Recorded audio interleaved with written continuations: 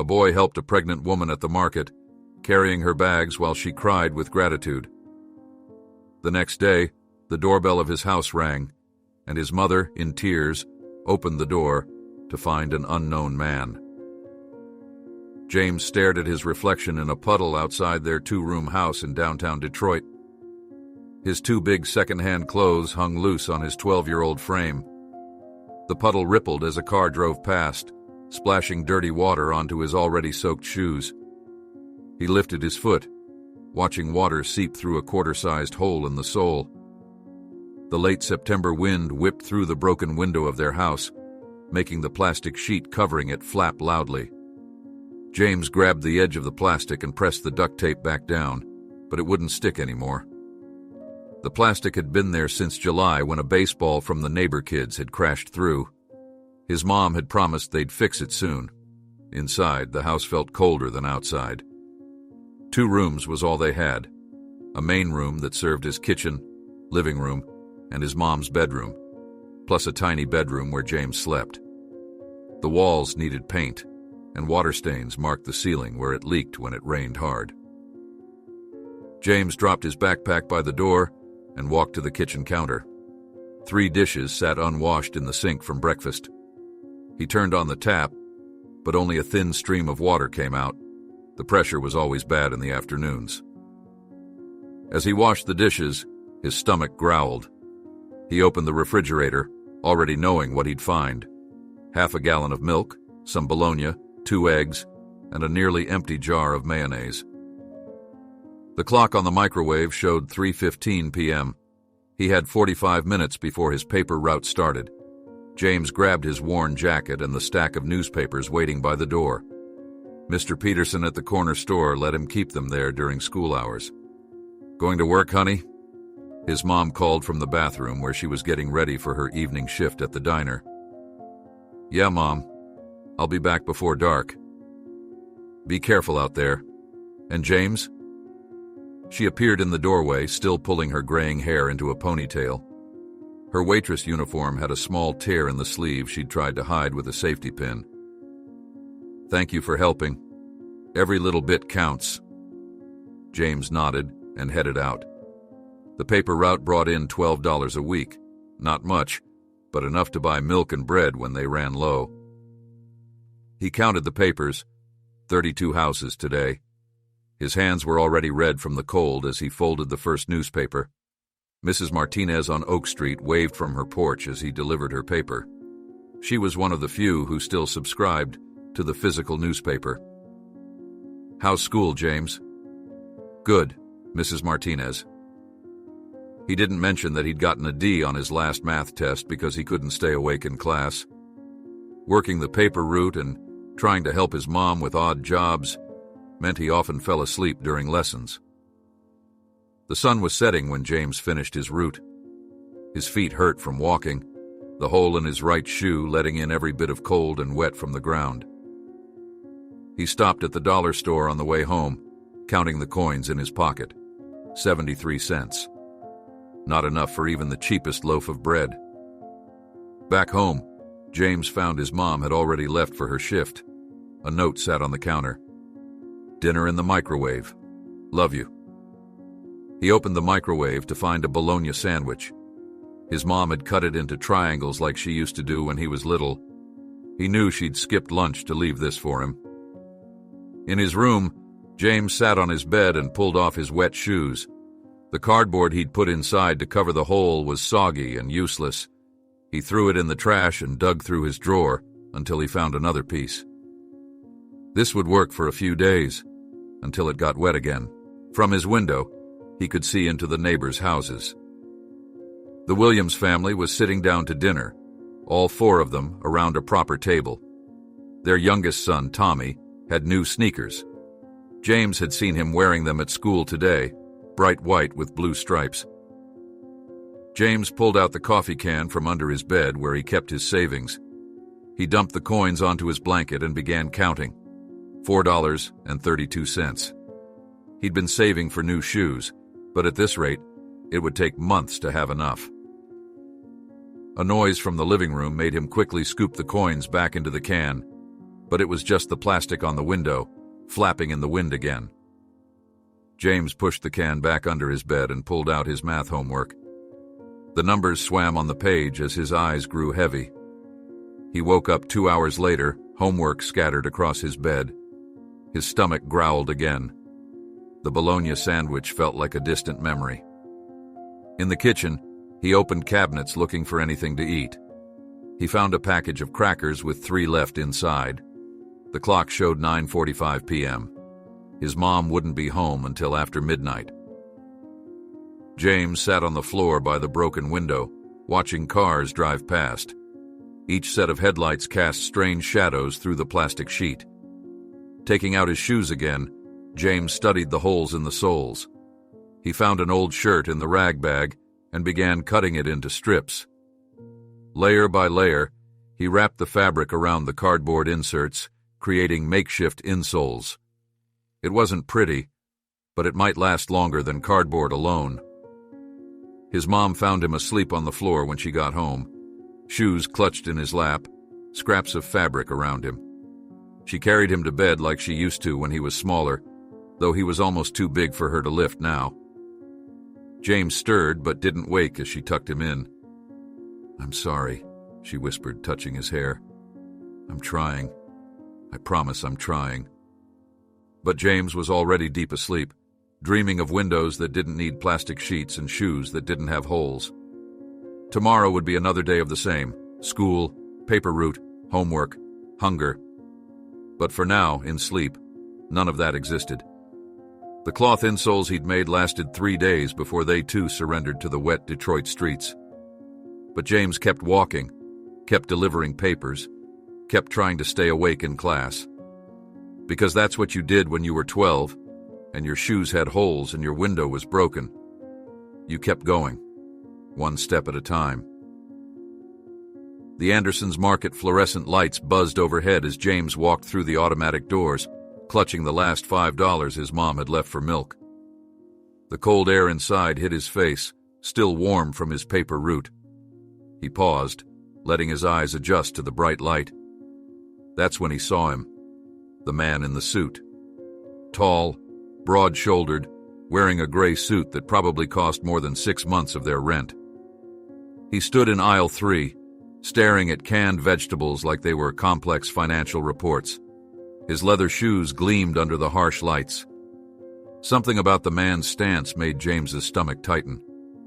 Maybe it was the way he held himself, rigid and important.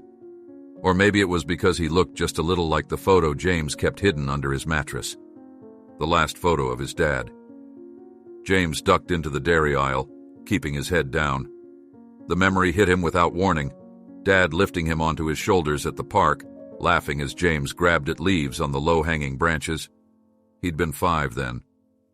2 weeks later, Dad was gone. The gallon of milk cost $4.89. James stood there holding the $5 bill, realizing he'd have to pay tax too.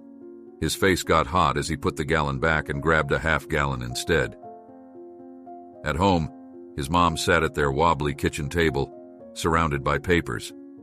Bills, James knew. She quickly shuffled them together when he walked in, shoving them under a placemat. But he'd seen enough. The red final notice stamps were hard to miss. "Got the milk," he said, putting it in the fridge. "Thanks, honey." Her voice sounded tight. She was still in her waitress uniform, makeup smeared under her eyes like she'd been rubbing them. "Did you finish your homework?" Before James could answer, the phone rang. His mom's face went pale. It was the same look she got every time the phone rang lately. She grabbed it on the second ring, turning away from James. "Hello?" "Yes, Mr. Roberts." Her shoulders hunched. "I understand. Yes, I know we're 3 months. If you could just give us until—" She stopped talking, just listening. "Please, we just need a little more time." James went to his room, but he could still hear her voice getting higher, more desperate. He pulled the photo from under his mattress. The edges were worn soft from handling. Dad stood in front of their old house, the nice one, before everything fell apart. He was smiling, one hand raised like he was waving to the camera, "You promised," James whispered to the photo. "You promised you'd come back." The front door slammed that day. That's what James remembered most clearly. He'd been sitting at the kitchen table eating cereal when Dad stormed out. Mom was crying, saying something about gambling debts and borrowed money. James had run to the window, watching Dad throw a duffel bag in his truck. "I'll be back," Dad had shouted up at the window. "Just need to sort some things out." 7 years of sorting things out. The phone call ended. James shoved the photo back under his mattress as his mom appeared in his doorway. Her eyes were red. "Everything okay?" he asked, though he knew it wasn't. She tried to smile. "Just grown-up stuff, honey. Don't worry about it." But later that night, after she thought he was asleep, James heard her crying. He crept to his bedroom door and opened it a crack. She sat at the kitchen table, bills spread out again, shoulders shaking as she worked the calculator. James went back to bed, pulling his thin blanket tight around him. The plastic on the broken window rattled in the wind. It sounded like whispering, like his parents arguing in the kitchen late at night, trying to keep their voices down, but failing. The next morning, James found another bill hidden under the couch cushion while looking for his lost pencil. "Past due," it said in big letters, and under that a number that made his head spin. School that day felt like moving through fog. His English teacher asked him twice if he was feeling okay. But how could he explain?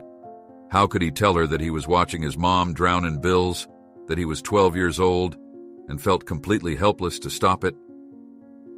During lunch, he sat alone, not eating the bologna sandwich his mom had packed. Instead, he pulled out the photo again. He studied his dad's face, looking for... what? A sign that he'd been planning to leave? Some hint of the lies he'd been telling? "Hey, that your dad?" James shoved the photo away as Tommy Williams leaned over his shoulder. Tommy, with his new shoes and his intact family.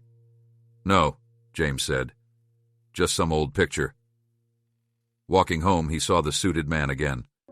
This time the man was getting into a sleek black car outside the market. Their eyes met for a moment through the car window. The man's face changed. Something flickered across it, too quick to read. Then the car pulled away, leaving James standing on the sidewalk with his patched-up shoes and his second-hand clothes. That night, the phone rang again during dinner. His mom grabbed it before the first ring ended. James watched her face crumple as she listened. "Yes, Mr. Roberts. No, please don't. We can't. Where would we?" She pressed her hand over her mouth, tears running down her face. James pushed his chair back from the table. He couldn't listen anymore. In his room, he pulled out his coffee can of savings. $4.87 now. He thought about the suited man's shiny car, about Tommy's new shoes, about his dad's empty promises. The silence in the house that night felt heavy, like a physical thing pressing down. His mom didn't come to say goodnight. Through his wall, he could hear her pacing, making phone calls, her voice getting more desperate with each one. James lay in bed, staring at the ceiling. The plastic on the window created shifting shadows that reminded him of the day Dad left, how the sun had cast tree branch shadows across the driveway as the truck pulled away. He'd waited by the window for hours that day, sure that Dad would turn around and come back. Mom had finally carried him to bed, promising tomorrow would be better. 7 years of tomorrows, and nothing had gotten better. The night grew quiet except for the occasional car passing outside. James pulled out the photo one last time. In the dim light from the street lamp, his dad's smile looked different, not warm anymore, but mocking. James ripped the photo in half, then quarters, then smaller pieces until his dad's face was nothing but confetti. He opened his window, letting the night wind catch the pieces, carrying them away into the darkness. The plastic sheet flapped louder now, its sound like laughter in the dark. James lay back down, his pillow damp with tears he hadn't realized he was crying. Tomorrow would be another day of wearing shoes with holes, of watching his mom try to hold their world together with nothing but hope and desperation. But at least tomorrow he wouldn't have to look at his dad's lying smile anymore. Saturday morning dawned gray and cold. James walked the 5 blocks to Anderson's Market, counting his paper route money in his pocket. $6.30, his whole week's earnings. His mom didn't know he'd skipped lunch at school all week to save the lunch money she'd given him. The electricity bill was due Monday. Cold seeped through the holes in his shoes as he walked. Last night's rain had left puddles everywhere, and his socks were already wet. He passed the Williams house, where Tommy was getting into their car with his parents, probably heading to his Saturday morning baseball practice. James quickened his pace. The market's parking lot was half full. An old Chevy backfired as it pulled in, making James jump. He pushed through the doors, welcoming the warmth inside. His plan was simple. Find the cheapest bread and peanut butter they had, maybe some bananas if they were on sale. Food that would last. The store smelled like floor cleaner and coffee from the small cafe near the entrance. James walked past the produce section, pretending not to notice the fresh apples his mom used to buy before everything got so hard. A store employee was stacking oranges into a perfect pyramid. They looked like bright suns against the gray day outside. That's when he first saw her, a woman in her 50s, wearing a blue sweater with a small coffee stain on the sleeve. She was studying the shelf of pasta sauces, her shopping cart already half full. Something about her reminded him of his mom, maybe the way she checked every price tag before putting anything in her cart. James turned down the bread aisle, searching for the day-old rack where they put the discounted loaves. Behind him, he heard the wheels of a shopping cart and the click of heels on the linoleum floor. The woman in the blue sweater, Caitlin, he would later learn, passed by him, reaching for something on a high shelf. Her cart brushed against a display of canned soup stacked in a pyramid. One can wobbled, then another. It happened fast, the cans tumbling down, knocking into her cart, which rolled backward. The cart hit a lower shelf, sending boxes of cereal flying. Caitlin tried to grab the cart, but her foot slipped on the newly waxed floor. She fell hard, groceries spilling everywhere. James froze. His first instinct was to run, to pretend he hadn't seen anything, like he pretended not to see his mom crying over bills late at night. Running was safer. Running meant not getting involved. But his feet wouldn't move. Caitlin sat on the floor, surrounded by scattered groceries. A jar of pasta sauce had broken, red liquid spreading across the floor like something James didn't want to think about. Her face was red with embarrassment as other shoppers walked past, some staring, none stopping. Then James saw the suited man again, standing at the end of the aisle. The same man he'd seen yesterday, still in his expensive suit, still with that cold look. He was watching, but he wasn't moving to help either. Something snapped inside James. Maybe it was remembering how nobody had helped them when Dad left. Maybe it was thinking about his mom, working double shifts but still drowning in bills. Or maybe it was just that he was tired of feeling helpless. He ran forward, careful of the broken glass, and knelt beside Caitlin. "Are you okay?" His voice came out stronger than he expected. She looked up, surprised. Yes, I think so. Just clumsy of me. Here, let me help." James started gathering the scattered items. A box of pasta, undamaged. 3 cans of soup that had rolled under the shelf. A loaf of bread that had somehow stayed in its bag. "You don't have to," Caitlin started. "It's okay. I want to." James worked quickly, sorting broken items from whole ones, making sure no glass was hidden where someone might step on it. A store employee finally appeared with a mop and bucket, but James kept working. He noticed Caitlin's hands were shaking as she tried to pick up a jar of peanut butter. Without thinking, he touched her arm gently, the way his mom did when he was scared. "Take a deep breath," he said. "Everything's okay." Caitlin's eyes filled with tears, but she smiled. It was a real smile, not like the fake ones his mom wore when she said everything was fine. At the end of the aisle, the suited man was still watching. But his face had changed. The coldness was gone, replaced by something else, something that made James think of old photographs and memories of better days. It took 15 minutes to clean everything up. James helped Caitlin pick out replacements for the broken items, reaching the high shelves she was now too shaken to attempt. He even found her a better deal on pasta sauce, 2 jars for the price of 1 on the bottom shelf. "Thank you," Caitlin said when they finished.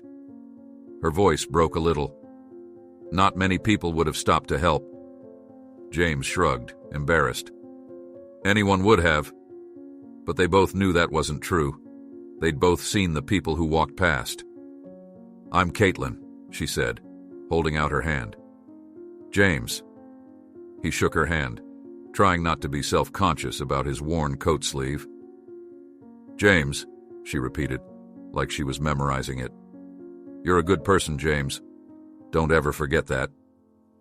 He watched her walk to the checkout, the suited man now nowhere in sight. His own shopping forgotten, James headed for the door.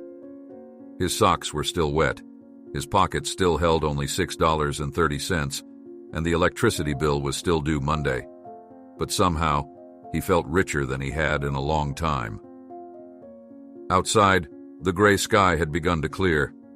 James started the walk home, his steps lighter despite his waterlogged shoes. He didn't notice the black car idling in the parking lot, or the suited man watching him through the tinted windows. He was too busy thinking about Caitlin's smile, about how it felt to help instead of run, about how sometimes the smallest actions could make someone's whole day better. Maybe that's what being rich really meant. Not having money or nice shoes or an intact family, but having the power to make a difference, even a small one. The sun broke through the clouds as James walked home, warming his back. For the first time in a long time, he didn't think about the holes in his shoes at all. James walked home from Anderson's Market with something unfamiliar in his chest, a lightness he hadn't felt since before his dad left. Helping Caitlin had done something to him, changed something inside. Even the wet squish of his shoes couldn't dampen his mood. Their small house came into view. The plastic over the broken window flapped in the wind, a familiar sight that usually made his heart sink. But today was different. Today he'd made someone smile, really smile. The front door stuck in its frame. It always did when it rained. James had to push with his shoulder to get it open. The sound that greeted him stopped him cold. Crying. Not the quiet crying he usually pretended not to hear at night. This was different. These were deep, broken sobs coming from the kitchen. "Mom?" She sat at the kitchen table, her waitress uniform still on from her morning shift. Her hands covered her face, but tears leaked between her fingers. Papers were scattered across the table, bills, notices, final warnings. One paper stood out. It had the word eviction in bold red letters at the top. "Mom?" James said again, his earlier happiness evaporating like morning mist. "What's wrong?" She looked up, trying to wipe her face quickly, trying to put on that fake smile he knew too well. But she couldn't manage it this time. "It's nothing, honey. Just..." Her voice broke. Fresh tears spilled down her cheeks. James picked up the eviction notice. The words blurred as he read. 3 days to vacate. Legal action. Removal of property. "Mr. Roberts called," his mom said, her voice barely a whisper. "We have to be out by Tuesday." Tuesday. 3 days. The world tilted sideways. "But where will we go?" His mom reached for his hand across the table. Her fingers were ice cold. "I'll figure something out. I always do, right?" But her voice shook, and James knew this time was different. This time there was no figuring it out. "I tried everything," she said. "Asked for extra shifts. Tried to get a loan. Even called your Aunt Linda, but..." She gestured helplessly at the papers. "We're 3 months behind. Mr. Roberts won't wait anymore." James sank into the chair across from her, the electricity bill in his pocket, the one he'd saved his lunch money for, suddenly seemed laughable. What was an electricity bill when they wouldn't even have a house to use it in? "I could quit school," he said. "Get a real job. The grocery store is hiring stockers." "No." His mom's voice turned sharp. "You are not quitting school. That's not an option." They sat in silence, listening to the plastic window covering flap. Each gust of wind seemed to mock them, reminding them that soon they wouldn't even have this broken-down house to call home. James couldn't sleep that night. He lay in his bed staring at the ceiling, listening to his mom make phone call after phone call. Each one ended the same way, with a quiet, "I understand," and the sound of the phone being set down too carefully, like she was afraid it would shatter. Around midnight, he got up and pulled out his coffee can of savings. $4.87. He added the $6.30 from his pocket. $11.17 total. Not even enough for one day's rent. His mom was still at the kitchen table when he came out, her head in her hands. She'd changed out of her uniform into an old t-shirt that had once been his dad's.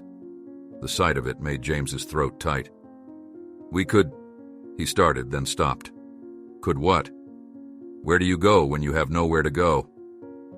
She looked up, and for the first time James saw real fear in her eyes.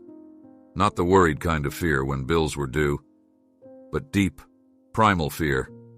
The kind that comes when you realize you can't protect your child anymore. "Come here," she said, opening her arms. James went to her, letting her pull him close like she used to when he was little. He was almost as tall as her now, but in that moment, he felt very small. "I'm sorry," she whispered into his hair. "I'm so sorry." "It's not your fault," he said fiercely. "It's his fault, Dad's." She pulled back, wiping her eyes. "No, honey. We can't blame him forever. I'm the parent now. I'm supposed to take care of you." "We take care of each other," James said. They spent the night making plans that felt hollow even as they made them. Maybe they could find a cheap motel. Maybe one of his mom's co-workers would let them stay for a while. Maybe. Morning came too soon. James hadn't slept at all. His mom left early for her shift at the diner, her goodbye hug lasting longer than usual. The house felt different now, like it was already gone, just waiting for them to realize it. He tried to do his homework, but what was the point? By Tuesday, they'd probably be in a different school district anyway, if he even got to go to school at all.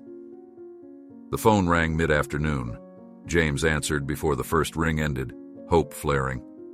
Maybe it was Mr. Roberts changing his mind. Maybe it was someone offering his mom a better job. Maybe. But it was just a bill collector asking for payment. James hung up without speaking. He walked through the house, touching things, remembering. The door frame where his mom marked his height every birthday.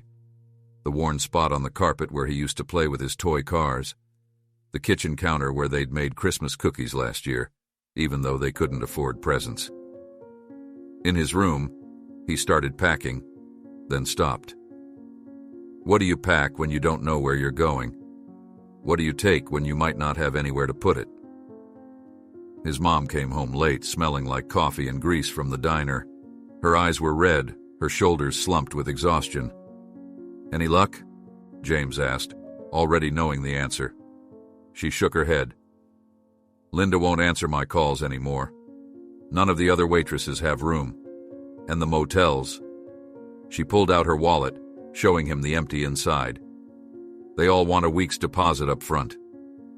James hugged her, pretending not to notice how she trembled. "We'll figure it out," he said, echoing her words from earlier. But they both knew he was lying. That night, the plastic on the window tore loose in a strong gust of wind. Cold air poured in, but neither of them got up to fix it. What was the point? In 3 days, it wouldn't be their problem anymore. James lay in bed, listening to the wind whistle through the broken window.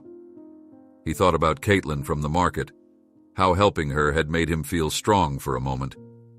But he didn't feel strong now. Now he felt like that plastic sheet, torn loose, flapping in the wind, with nowhere to land. Tuesday was coming, and with it, the end of everything they'd been barely holding together for 7 years. Caitlin Harrison sat in her living room, staring at the shopping bag still unpacked from Anderson's Market. The broken jar of pasta sauce had left a small stain on one bag, a reminder of her fall. But more than that, it was a reminder of the boy, James, who had stopped to help when no one else would. The front door opened, and her husband Michael, the man in the suit James had seen at the market, walked in. He loosened his tie as he entered, his usual stern expression in place. "You're home early," Caitlin said, surprised. Michael rarely left the office before 7. "I needed to talk to you about something." He sat in his leather armchair, the one that cost more than some people's monthly rent. "About what happened at the market." Caitlin's face warmed. "You saw that?" "I saw everything." Michael's voice was quiet, different from his usual business tone. "I saw you fall, and I saw the boy who helped you." "James," Caitlin said. "His name is James." Michael nodded, staring at his hands. "Did you notice his shoes?" "What?" "His shoes. They had holes in them, and his coat, probably second-hand, worn at the elbows." Michael looked up, and Caitlin saw something in his eyes she hadn't seen in years. Emotion. "He reminded me of someone." "Who?" Michael stood, walking to the mantel where their family photos sat in expensive frames. He picked up one that Caitlin hadn't looked at in years, a faded picture of a young boy in patched clothes standing in front of a rundown house. "Me," Michael said, "at 12 years old." Caitlin moved to stand beside him. The boy in the photo had Michael's eyes, but none of his current polish.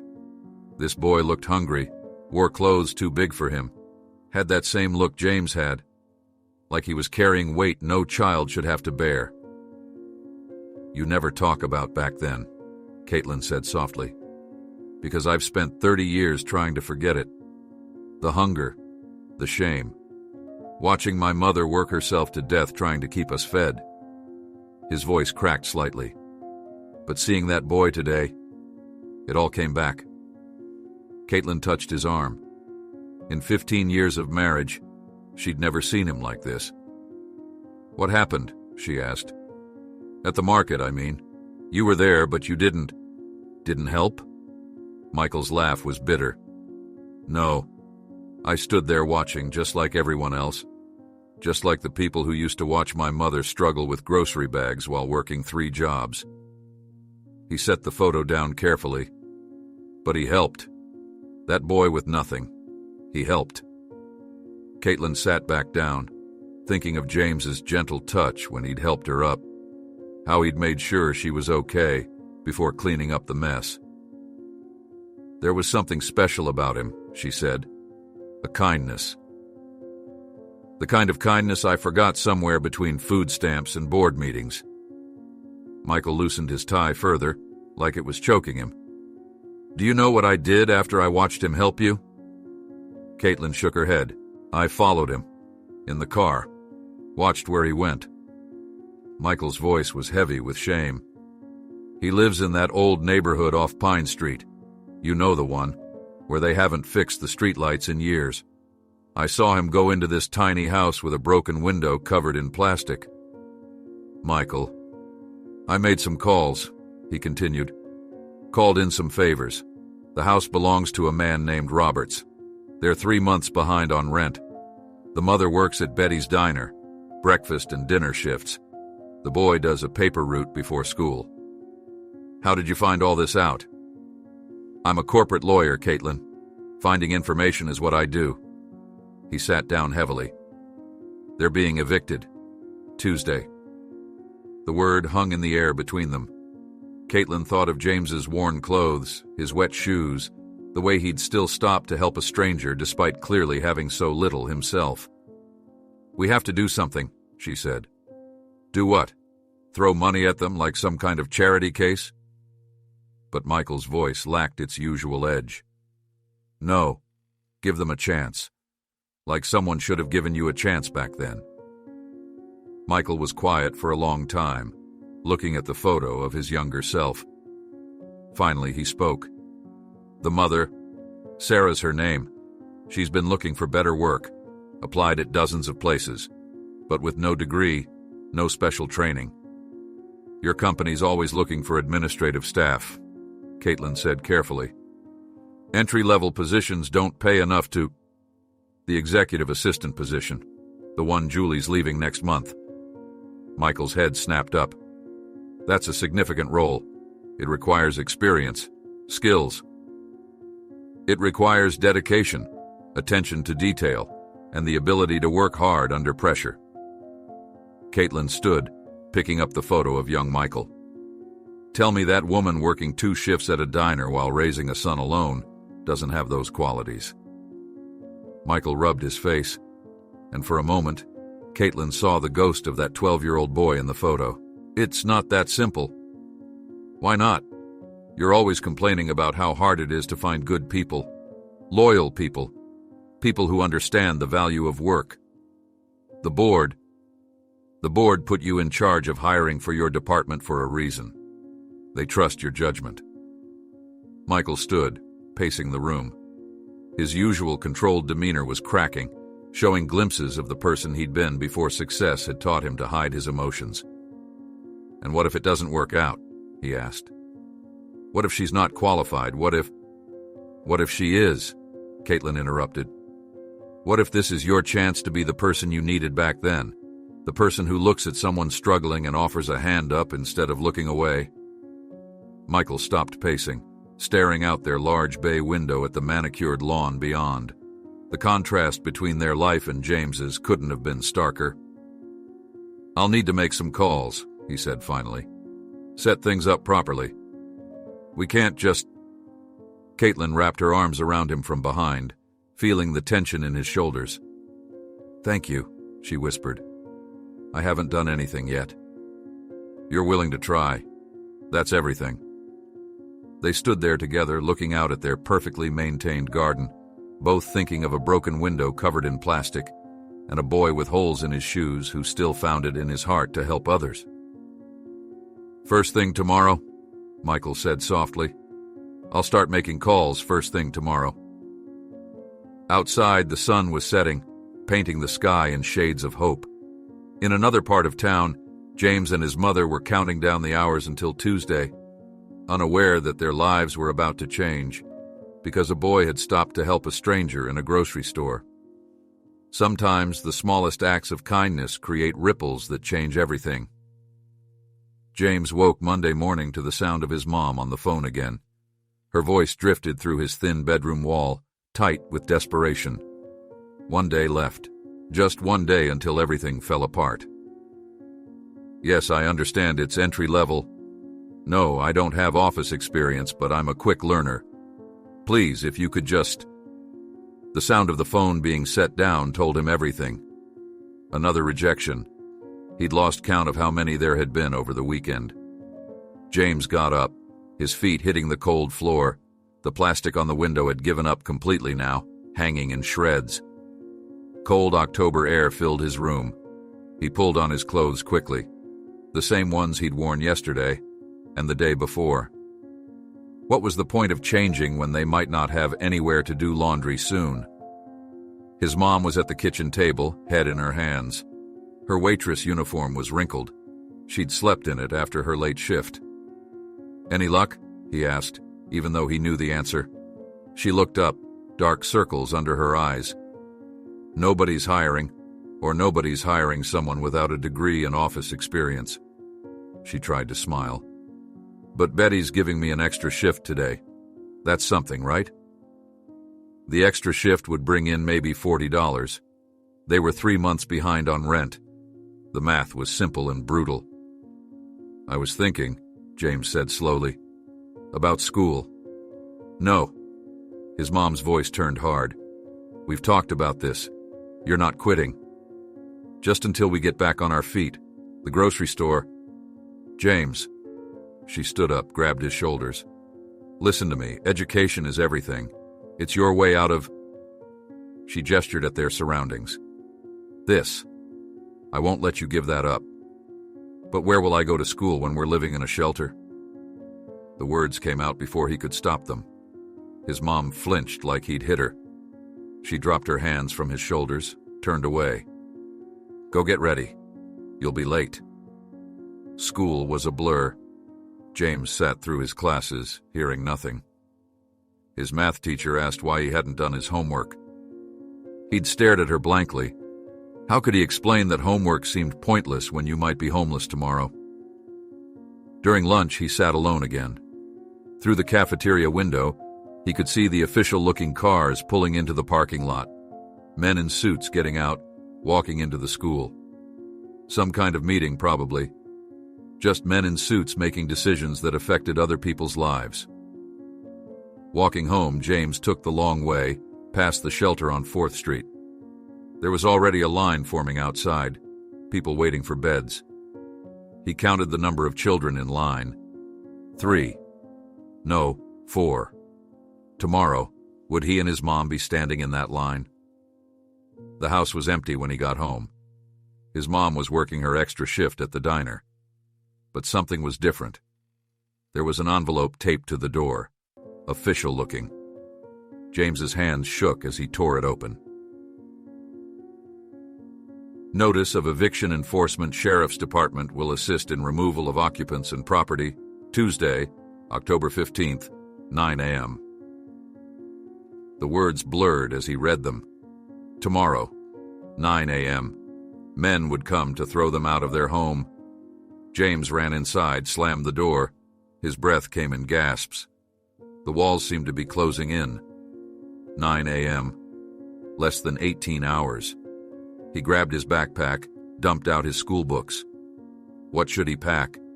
What could he pack? How much could they carry? Would the shelter let them bring anything at all? His mom's door was open. On her bed, he saw she'd already started packing. A single suitcase lay open, filled with their most important documents.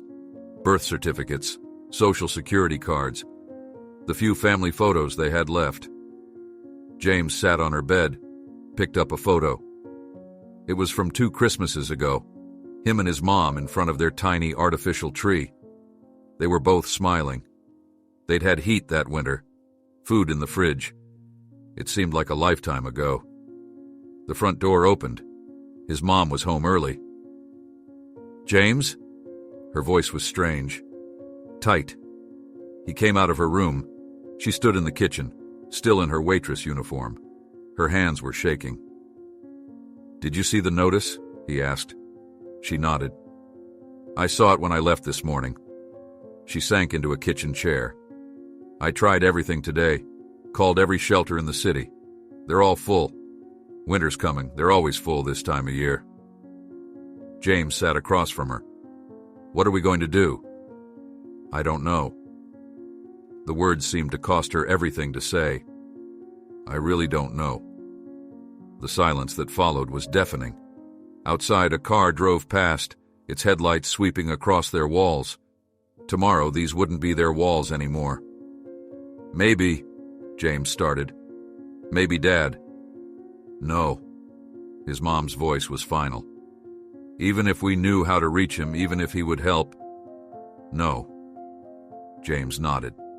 She was right. The man who had walked out 7 years ago wasn't going to suddenly appear to save them now. I could try the grocery store again, he said. Beg them to hire me. Or the paper route. Maybe they need someone full-time. Stop. His mom reached across the table, took his hands. Her fingers were cold. You're 12 years old, James. This isn't your responsibility. This isn't your fault. But it's happening to both of us. She had no answer for that. They spent the evening packing what they could into 2 suitcases and 3 garbage bags, clothes, important papers, the few toys James couldn't bear to part with. Everything else would have to stay. 9 o'clock, his mom said, looking at the notice again. They'll be here at 9. James looked at the clock. 8:47 p.m., 12 hours. In 12 hours, everything would change. Neither of them slept that night. They sat in the kitchen drinking water because they were out of coffee, watching the hours tick by. Every car that passed made them jump. Every creak of the house settling made their hearts race. At dawn, his mom got up, went to change into her cleanest outfit. "If we're going to be evicted," she said, "we're going to face it with dignity." James changed too, into the clothes he usually saved for school pictures. His shoes were still wet, still had holes, but it didn't matter anymore. 8:30 a.m. They sat at the kitchen table waiting. The plastic on James's window flapped in the wind. It sounded like goodbye. 8:45 a.m.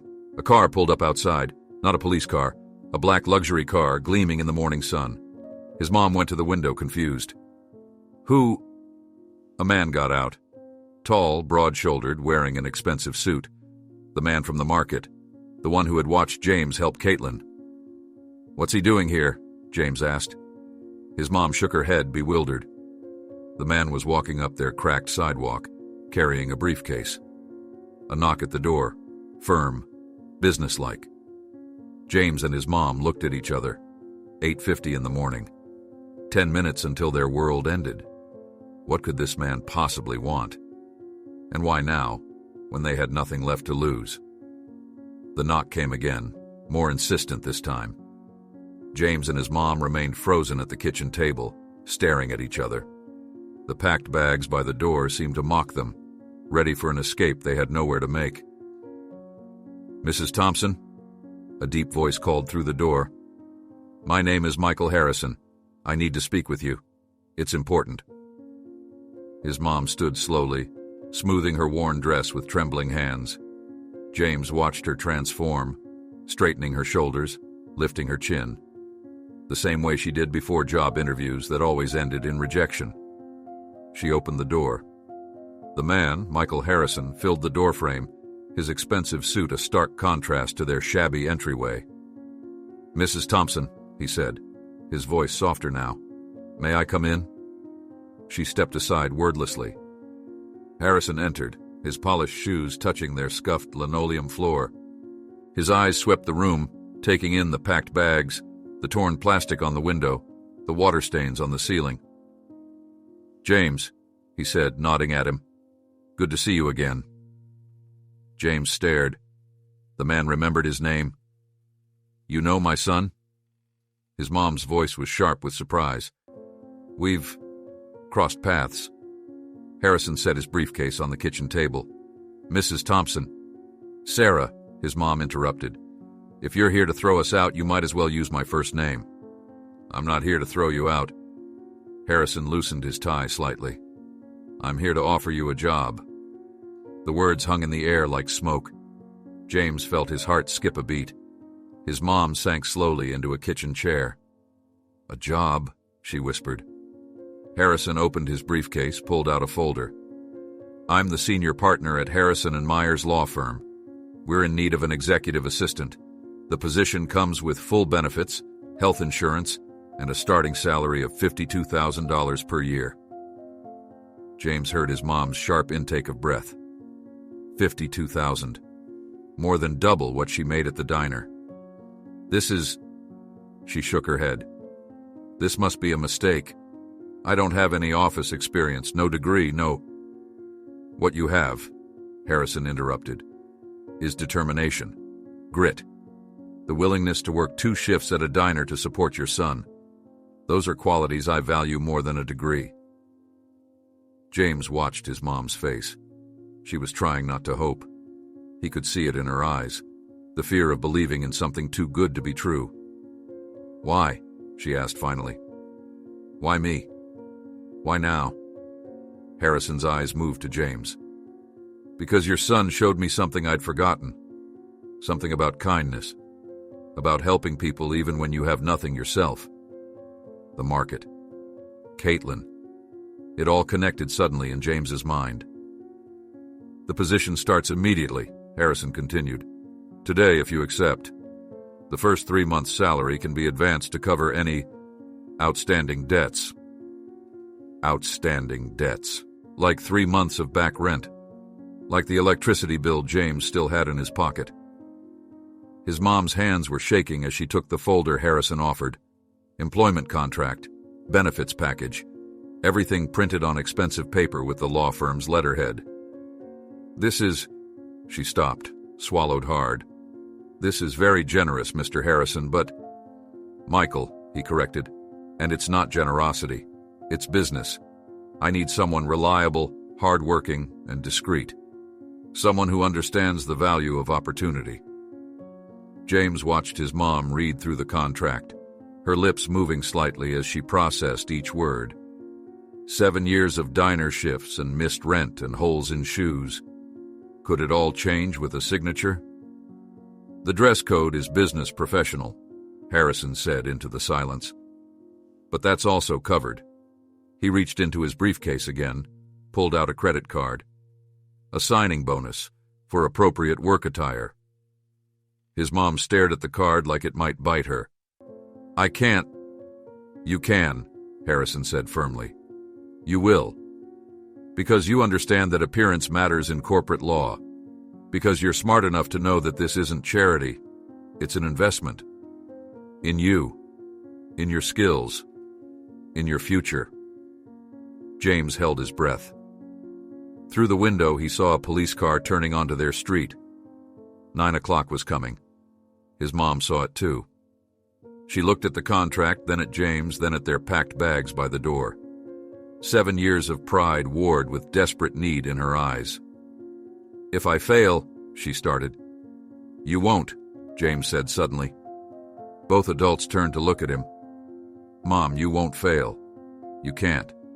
You've never failed at anything in your life. Fresh tears filled her eyes, but these were different from the tears of the past few days. These held something new. Hope. She picked up the pen Harrison offered. Her hand shook as she signed. Welcome to Harrison and Myers, Harrison said quietly. He checked his watch. We should go. The office opens at 10, and we'll need to get you settled. Go? His mom looked at their packed bags. But the eviction, already handled. Harrison pulled out his phone. I spoke with Mr. Roberts this morning. The back rent will be paid by noon. The window will be fixed by evening. He dialed a number. Hello? Yes, we're ready. Send the car around. A car. Not the police car that now sat idle at the end of their street. A different car. A car that meant a future instead of an ending. His mom stood, still looking dazed. James, school. Take today, Harrison said. Both of you. There's paperwork to handle, things to arrange. He smiled slightly. Tomorrow is soon enough for normal routines to resume. James watched his mom grab her purse, the nice one she saved for job interviews. She looked different already. Straighter, taller. Like physics had released its hold on her shoulders. James, she called. Coming? He followed them out the door, past the packed bags they no longer needed to take. The police car drove away without stopping. The officer inside gave a small wave as they passed. Harrison's black car waited at the curb, gleaming in the morning sun. A driver held the door open. James slid into the leather seat beside his mom, trying not to stare at all the buttons and features he'd only seen in movies. As they pulled away, he looked back at their small house. The plastic flapped on his broken window. But not for long. By tonight, it would be fixed. By tonight, everything would be different. His mom reached over, squeezed his hand. Her fingers were warm for the first time in days. Thank you, she whispered. For what? For helping that woman at the market. For being the kind of person who stops to help even when his own world is falling apart. James looked at Harrison, who was typing on his phone in the front seat. The man caught his eye in the rearview mirror and nodded slightly. Sometimes the smallest actions changed everything. Sometimes helping someone pick up spilled groceries could rewrite the future. The car turned onto the main road, heading downtown.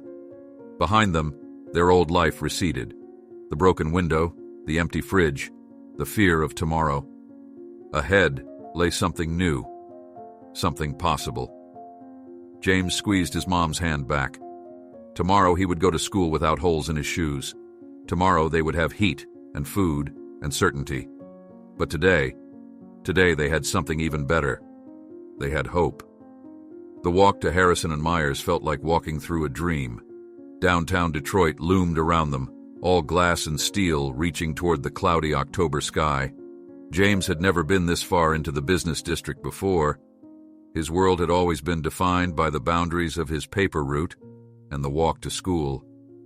His mom's borrowed heels clicked on the sidewalk.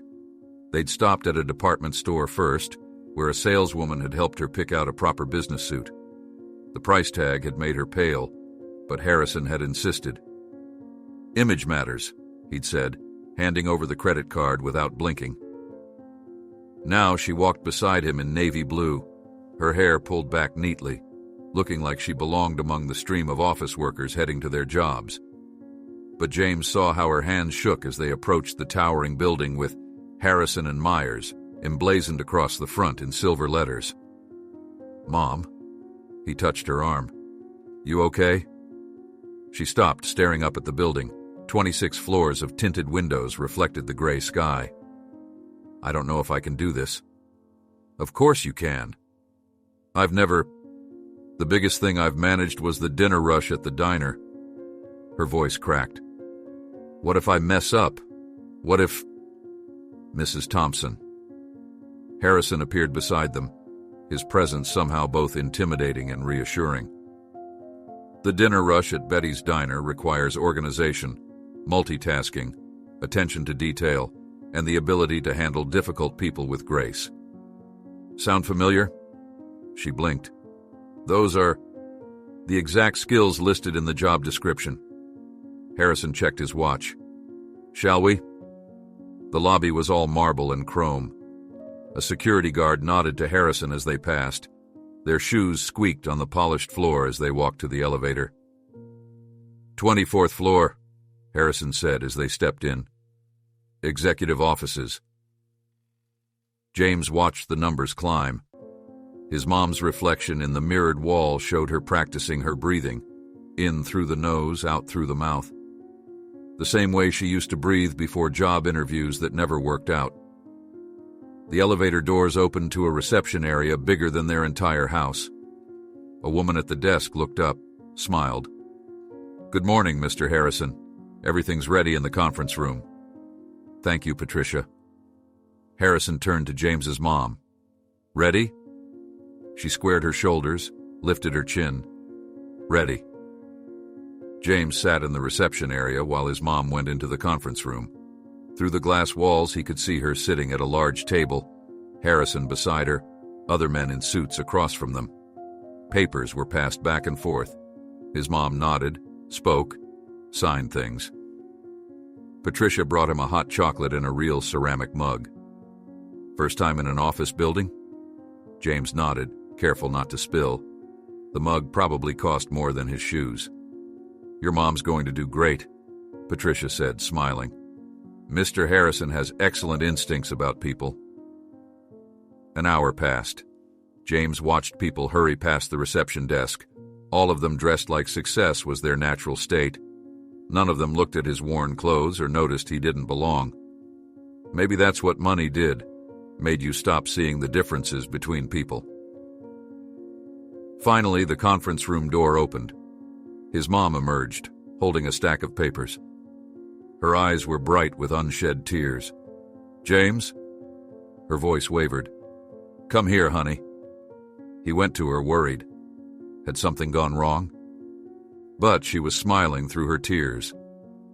"I got it," she whispered. "Really got it. Benefits, insurance, everything." Harrison appeared behind her. "Patricia will show you to your office.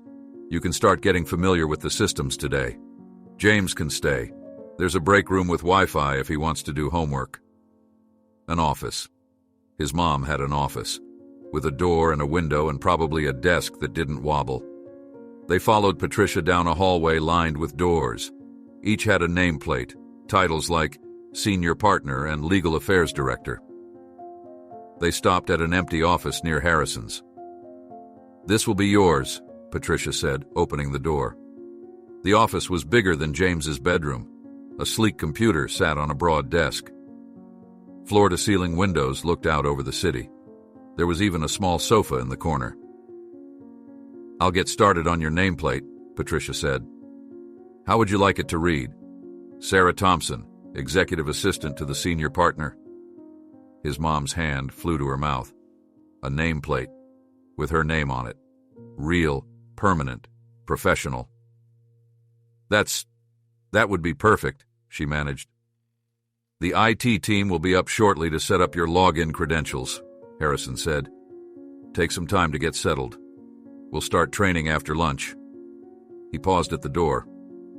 "And Sarah, welcome aboard." When he was gone, James's mom sank into her office chair. Real leather, not the cracked vinyl of the kitchen chairs at home. She ran her hands over the smooth desk surface. "Is this real?" she whispered. "Am I going to wake up?" James perched on the edge of her desk. "It's real, Mom. You did it." She looked at him, really looked at him, tears spilling over. "No, honey. You did it. Your kindness did this. If you hadn't helped that woman at the market—" "Mrs. Harrison," James said, suddenly remembering. "Caitlin. She's Mr. Harrison's wife." His mom nodded. "He told me. About how you helped her when she fell. About how it made him remember." She wiped her eyes. Sometimes the smallest things change everything. A knock at the door made them both jump. A young man with an ID badge stood there. "Mrs. Thompson, here to set up your computer." "Oh, yes, please." She stood, smoothing her new suit. "James, why don't you go get settled in the break room? I'll come find you for lunch." James gathered his backpack, still unable to believe this was happening. As he walked past Harrison's office, he heard voices inside. "The boys' university fund is set up," Harrison was saying. "Good. Make it anonymous. And get someone out to fix that window today. No child should have to sleep with plastic for glass." James hurried past, his throat tight. In the break room, he pulled out his math homework, the assignment he hadn't done because yesterday it had seemed pointless. Today it felt like the most important thing in the world, because today was different. Today his mom sat in an office with her name on the door. Today they wouldn't be evicted. Today the broken window would be fixed. Today was the day everything changed. He worked through his math problems, listening to the hum of office activity around him. Phones ringing, copiers running. The sound of his mom's voice down the hall, learning her new job. At lunch, she found him with a smile that reached her eyes for the first time in years. "Ready to eat? The cafeteria here is amazing." They rode the elevator to the third floor. The cafeteria was nothing like the school lunchroom. Everything looked fresh, real. No mystery meat or soggy vegetables. "Get whatever you want," his mom said, pulling out the credit card Harrison had given her. "We're celebrating." They sat by a window, eating sandwiches that didn't come from day-old bread. His mom talked about her morning, computer training, scheduling systems, office protocols. Her eyes shone with excitement and something else. Pride. "I can do this," she said softly, half to herself. "I really can do this." James reached across the table, squeezed her hand. "I always knew you could." After lunch, she went back to training. James returned to the break room, finished his homework, then started on tomorrow's assignments. No more falling asleep in class. No more undone work. He had to be worthy of this chance, too. At 5 o'clock, Harrison's driver took them home. The broken window had been replaced, new glass gleaming in the evening light. Inside, the heat was on. The electricity bill on the counter had been marked, "Paid." His mom stood in the middle of their small house, still in her new suit, looking at their packed bags by the door. "We should unpack," she said. "We're not going anywhere." James helped her put everything away. Clothes back in drawers, photos back on walls, their life sliding back into place, but different now. Better. That night they sat at the kitchen table eating Chinese food. a luxury they hadn't been able to afford in months. Through the new window, James could see stars. No more plastic rattling in the wind. No more cold seeping in. "Tomorrow will be different," his mom said. "Everything will be different."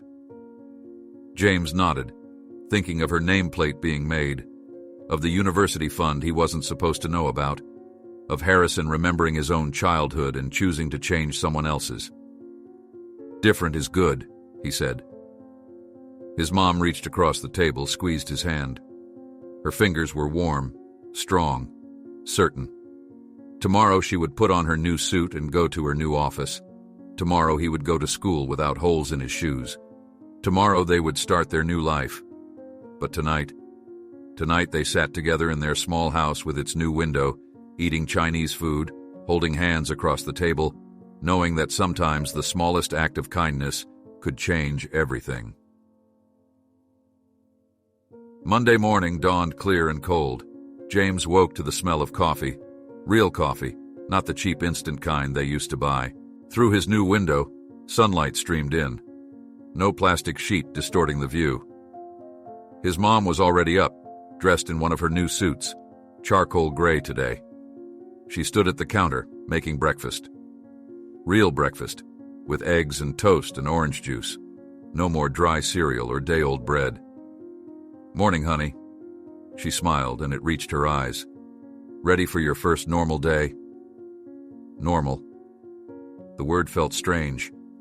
Their version of normal had changed so completely in just a week. James got dressed in new clothes, jeans that actually fit, a warm sweater without patches, and new shoes. The shoes were simple sneakers, nothing fancy, but they had no holes. His feet stayed dry as he walked to the kitchen.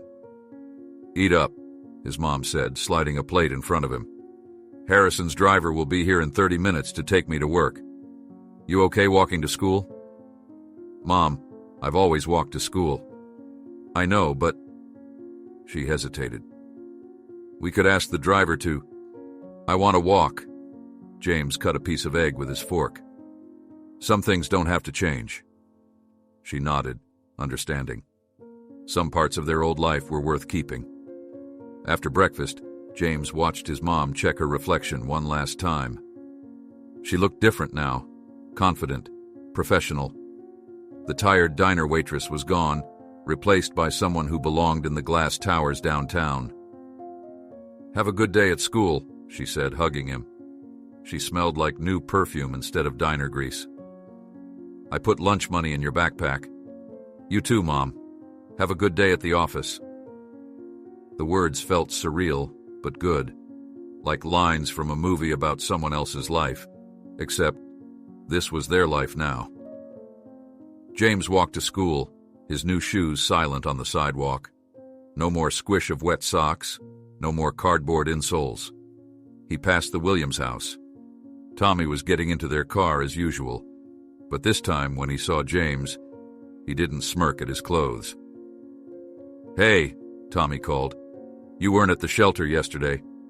My mom volunteers there. She was worried when she heard about the eviction." "We didn't need the shelter," James said. "Things worked out." Tommy nodded, looking confused but not unkind. Maybe that's what security did, made it easier to be kind when you weren't worried about your own survival. At school, James sat through his classes with new focus. No more falling asleep at his desk. No more undone homework. When his math teacher handed back their tests, she smiled at his improved grade. "Whatever changed," she said quietly. "Keep it up." During lunch, he bought a real meal from the cafeteria instead of pretending he wasn't hungry. As he ate, he saw the suited man, Harrison, walking through the parking lot again. This time, though, Harrison saw him through the window and nodded. After school, James walked to Anderson's Market. Not because they needed food, their refrigerator was full now, but because some part of him needed to complete the circle. Caitlin was there, studying labels in the pasta aisle just like before. When she saw him, her face lit up. "James!" She hugged him, surprising them both. "Michael told me everything. How's your mother doing?" "Really good," James said. "She loves the job. She's learning everything so fast. Michael says she's the best assistant he's ever had." Caitlin squeezed his shoulder. "And the windows fixed? The heat's working?" James nodded. "Everything's fixed. Everything's working." "Good." She studied his face. "You know why Michael did it, don't you? Why he helped?" "Because I helped you?" "Because you showed him who he used to be, who he still is under all those expensive suits." She smiled softly. "Sometimes we all need reminding of our better selves." James helped her finish her shopping, reaching the high shelves just like before. But this time, nothing fell. This time they talked and laughed, and when they finished, Caitlin didn't cry with gratitude. Instead, she invited him to Sunday dinner. "Michael would love to hear how you're doing," she said. "And I make a mean pot roast." Walking home, James saw his neighborhood differently. The same cracked sidewalks, the same run-down houses. But now he noticed other things too. Mrs. Martinez watering her flowers. The Williams kids playing basketball. Small moments of joy existing alongside the struggle. At home, his mom was already back from work, changed into comfortable clothes but still looking energized despite the long day. "Look what I got," she said, holding up a frame. Inside was her nameplate, Sarah Thompson, executive assistant to the senior partner. "We should hang it up," James said. They found a nail and a spot on the living room wall. The nameplate caught the evening light, the letters gleaming. "I never thought," his mom started, then stopped. "I never let myself dream of something like this." "Are you happy, Mom?" She pulled him close, kissed the top of his head like she used to when he was smaller. "Happier than I've been in 7 years." They made dinner together. Real ingredients, real recipes, not just whatever was cheapest at the store. As they ate, they talked about their days. Normal conversation. Normal life. "Oh," his mom said suddenly. "I almost forgot. Mr. Harrison, Michael, he set up a college fund for you." "I know," James said. "I heard him talking about it that first day. He said it was anonymous, but—" She shook her head, smiling. "That man's not as subtle as he thinks he is." After dinner, James sat at his desk, a real desk, delivered yesterday, and did his homework. Through his new window, he could see the sunset painting the sky orange and pink. No more plastic sheet distorting the view. No more cold air seeping in. His mom appeared in his doorway. "Need any help?" "No, I got it." He looked up at her. "Hey, Mom, Caitlin invited us to Sunday dinner." "That'll be nice." She leaned against the doorframe. "Strange how life works, isn't it? One small moment in a grocery store changed everything." She nodded. "You know what the best part is? You're still you. New clothes, new shoes, but your heart, that kindness that made you stop to help a stranger, that hasn't changed." James thought about that as he finished his homework. About how some things changed. Broken windows got fixed, empty fridges got filled, holes in shoes disappeared. But other things, the important things, stayed the same. Later, lying in bed, he listened to the sounds of their house. The heat humming, his mom talking on the phone, not to bill collectors now, but to Caitlin, making plans for Sunday dinner. Normal sounds, happy sounds. Through his window, stars winked in the clear October sky. 7 years ago, his dad had walked out that door, taking their security with him. But today, they had made their own security. Today they had more than just survival. They had possibility. Tomorrow his mom would put on another new suit and go to her office with her name on the door. Tomorrow he would go to school in shoes without holes and learn without hunger distracting him. Tomorrow they would continue building their new normal, but they would never forget. Never forget what it was like to struggle. Never forget how it felt to need help. Never forget that sometimes the smallest act of kindness could change everything. because that's who they were, who they would always be. People who understood that true wealth wasn't in bank accounts or job titles or fixed windows. It was in stopping to help when you saw someone fall.